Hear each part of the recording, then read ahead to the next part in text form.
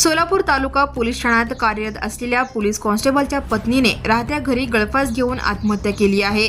या घटनेपूर्वी मृत महिलेने आपल्या बहीण व आईसोबत फोनवर बोलून पतीच्या त्रासाबाबत रडून रडून आबीती सांगितली होती।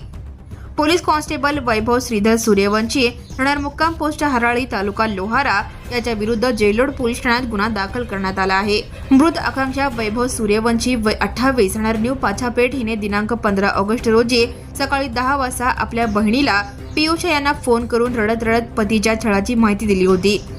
तुझे भाऊजी, मला काही एक कळत नाही, तुझे शिक्षण कमी आहे, तुला रुपये कमवायची अक्कल नाही, तू मला फोन करत जाऊ नकोस, तुझ्यामुळे मी प्रत्येक गोष्टी हरत चाललो आहे, मला यश येत नाही, मला तुझे तोंड बघू वाटत नाही असे सांगून पती त्रास देत असल्याचे तिने बहिणीला सांगितले।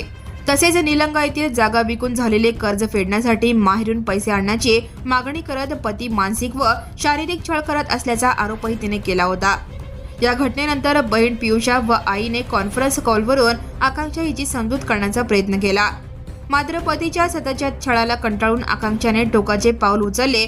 दिनांक 16 ऑगस्ट रोजी सकाळी 10:28 सुमारास घराच्या मालकिणीने बहिणीला फोन करून आकांक्षाने गळफास घेतल्याची माहिती दिली। मृत आकांक्षा हिची बहीण पियुषा व्यंकटराव मुदगले वय 23 राहणार कोथरूड पुणे हिने फिर्याद दिली आहे। पती वैभव सूर्यवंशी याच्या मानसिक, शारीरिक आणि आर्थिक त्रासाला कंटाळूनच आकांक्षा हिने आत्महत्या केल्याचे फिर्यादीत नमूद करण्यात आले आहे। या प्रकरणी पुढील तपास पोलीस उपनिरीक्षक येडे करत आहेत। And press the bell icon. Never miss a